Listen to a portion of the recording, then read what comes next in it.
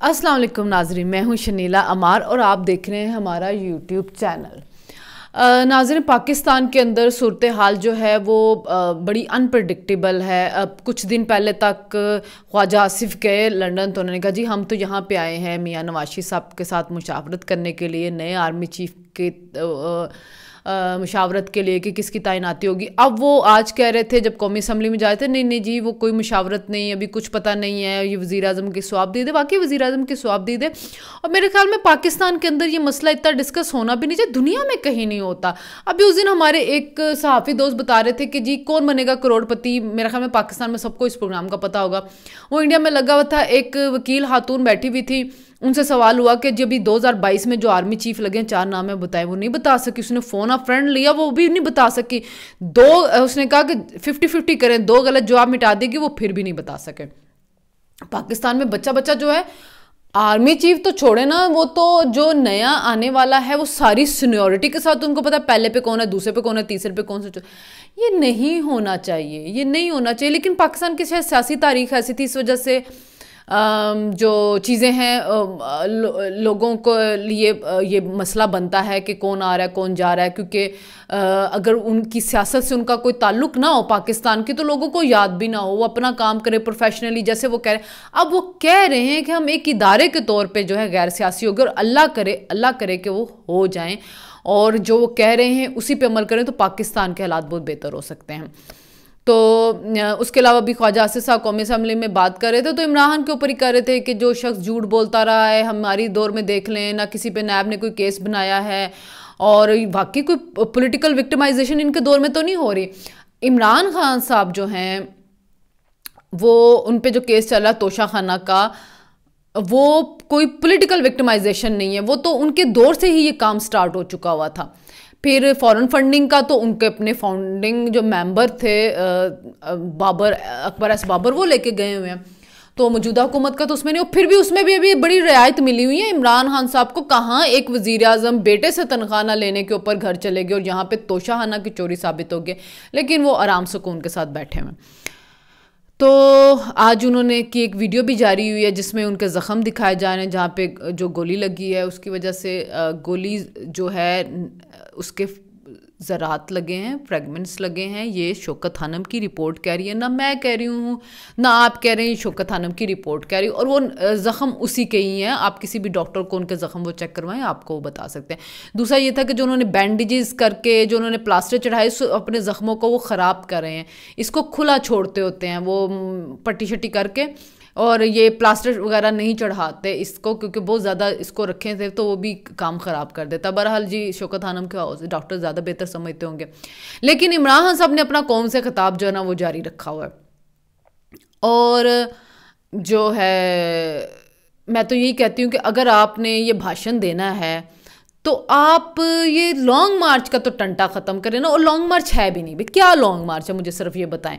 आप एक शहर में निकलते हैं, वहाँ पे लोग इकट्ठे कर लेते हैं, इमरान साहब भाषण दे देते हैं, अच्छा जी चलो, और फिर उस पर हो क्या रहा है, पंजाब पुलिस इतनी ज़्यादा उनको सिक्योरिटी दी जा रही है, और उसके बाद वो टैक्स पेयर का पैसा है जो सारी इस एक्टिविटी पे लग रहा है, वो अपनी इलेक्शन कैंपेन चला रहे हैं। फिर कह रहे हैं अब पता भी नहीं पिंडी कब आना है, इस्लामाबाद कब आना है। आज 14 तारीख हो चुकी है, अभी तक कुछ पता नहीं, शायद 29 को इमरान खान साहब आए, तो धरना कहाँ देना है, पिंडी में देना है। पिंडी में जाके क्या रोकना है, जो फिर आपने रोकना ना रुकना तो कुछ नहीं है। मुल्क तो चल रहा है, उसका निज़ाम भी चल रहा है।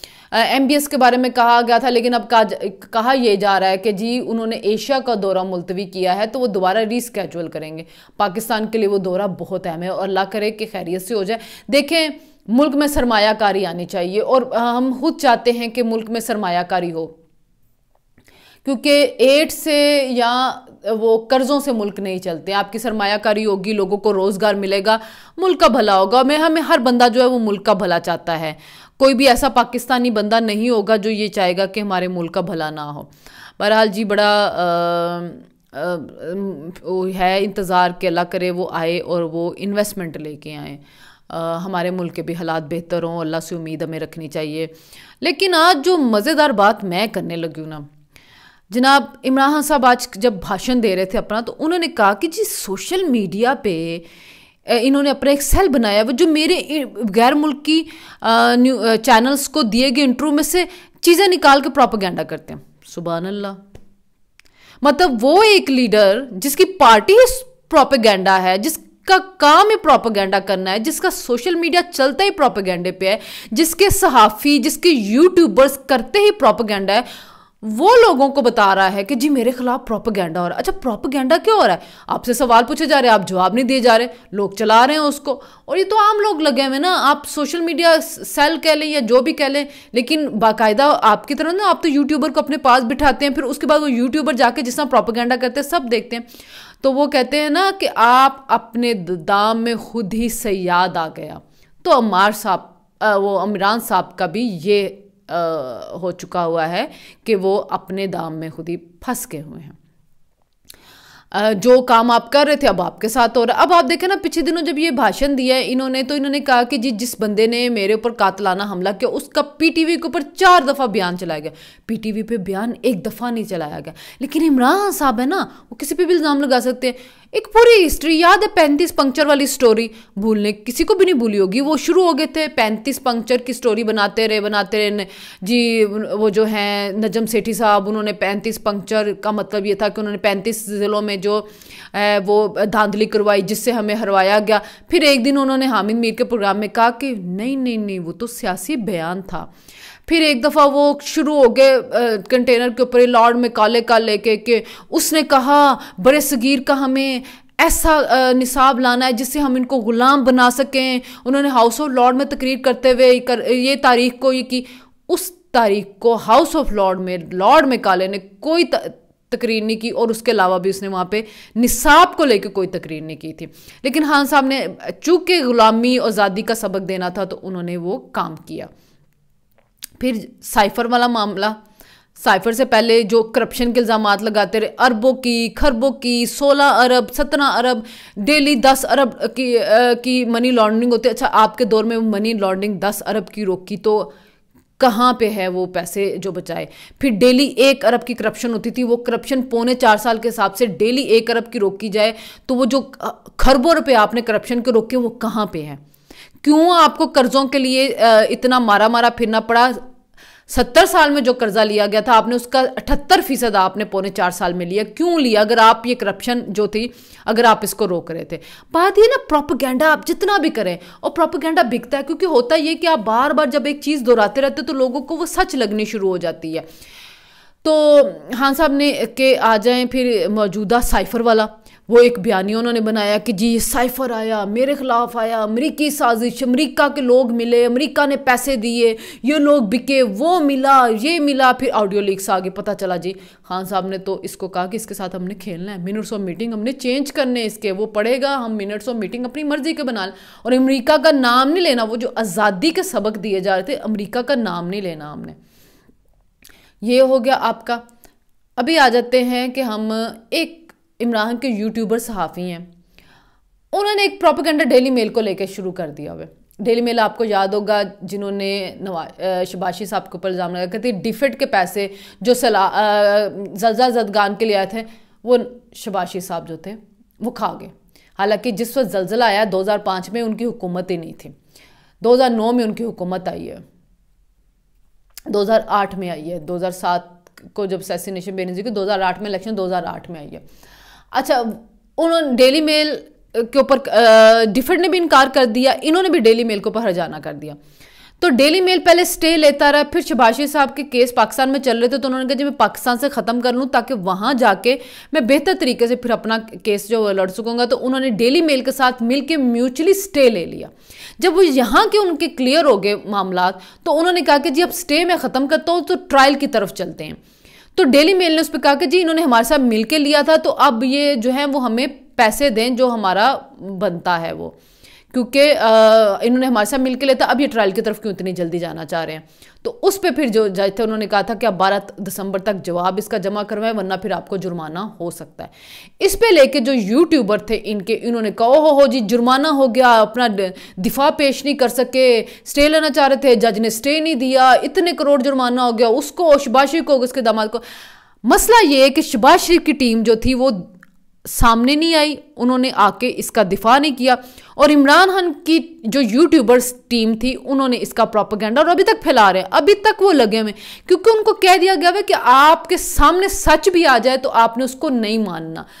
कोई भी चीज़ आप उसकी वजाहत भी आके कर दें तो इमरान खान साहब ने जो ज़हन में एक चीज़ बना ली होती है उन्होंने उसके ऊपर कायम रहना था। तो अब आप आके क्या कह रहे हैं, मैं आपके खिलाफ तो कोई प्रोपेगेंडा नहीं। आपने जो रशियन तेल वाला चूरन था कितना बेचा कि जी मैं रशिया से तेल ले रहा था, हालांकि रशिया के फॉरेन मिनिस्टर ने खुद बैठ के कह दिया कि हमें इनकी कोई खत नहीं मिला था, इनके साथ हमारे कोई मामला नहीं चलते। लेकिन इमरान खान तो फिर इमरान खान है ना, वो झूठ बोलते रहे।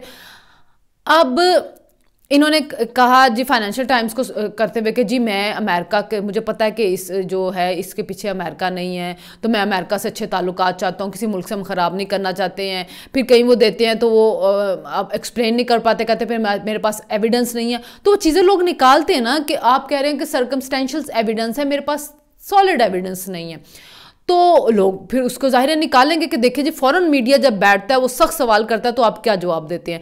पाकिस्तानियों में आपको बैठ जाते हैं जो आपकी तारीफ़ों से बात शुरू करते हैं और कहीं पे भी आपको काउंटर नहीं करते, तो एक फ़र्क बताने के लिए लोग चीज़ें निकालते हैं। लेकिन हाँ साहब ने कहा ओहो जी मेरे खिलाफ तो प्रोपेगेंडा हो गया, तो जी प्रोपेगेंडा कौन सा हो गया, आप पे कोई झूठे इल्ज़ाम तो अभी लगे नहीं है। जैसे आप अरबों खरबों के लगा देते हैं, जैसे आप गद्दारी के लगाते हैं, जैसे आप कातलाना हमले लगा देते हैं तो आप पे तो अभी हाँ साहब लगे नहीं और अभी से घबरा गए हैं, अभी से ही। ये तो काम आपका है प्रोपेगेंडा करना, हर वक्त लोगों के ऊपर इल्ज़ामात लगाना, ये तो खान साहब आपका काम है। तो इतनी जल्दी घबराए नहीं, अभी तो बड़ा टाइम है अब पड़ा हुआ है, अभी तो बहुत कुछ आना है, बहुत कुछ खुलना है, बहुत कुछ सामने आना है। खान साहब आप तो यू टर्न के मास्टर हैं, तो आपके यू टर्न्स की भरमार है, तो वो आहिस्ता आहिस्ता सब कुछ सामने आना है। फिर भी आप खुशनसीब है कि एक कल्ट फॉलोइंग है जो आपको फॉलो करती है आपके हर तरह के यू टर्न के बावजूद। तो एंजॉय करें उस फॉलोइंग को, तो परेशान मत हो, आपने घबराना नहीं है। तो चलें जी देखते हैं कि खान साहब अब मज़ीद क्या घबराते हैं अपने भाषणों के अंदर।